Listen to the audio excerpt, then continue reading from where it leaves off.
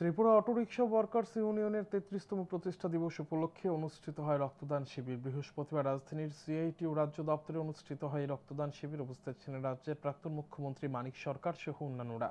এদিনের শিবিরে বহু রক্তদাতা উৎসাহের সাথে রক্তদান করেন। প্রাক্তন মুখ্যমন্ত্রী মানিক সরকার রক্তদাতাদের উৎসাহ প্রদান করেন। এক সাক্ষাৎকারে প্রাক্তন মুখ্যমন্ত্রী মানিক সরকার জানান, ত্রিপুরা অটোরিকশা ওয়ার্কার্স ইউনিয়ন প্রতি বছর একবার করে রক্তদান শিবির করে থাকে। এটা একটা ইতিবাচক এবং মানব কল্যাণকর কর্মসূচি। তাই রক্তদান শিবিরের আয়োজক ও রক্তদাতাদের শুভেচ্ছা জানান।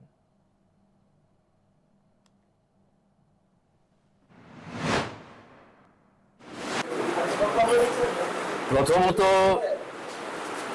ত্রিপুরা অটোরিকশা শ্রমিক ইউনিয়ন এটা প্রত্যেক বছর একবার তারা করে, এটা চলছে গত কয়েক বছর যাবৎ।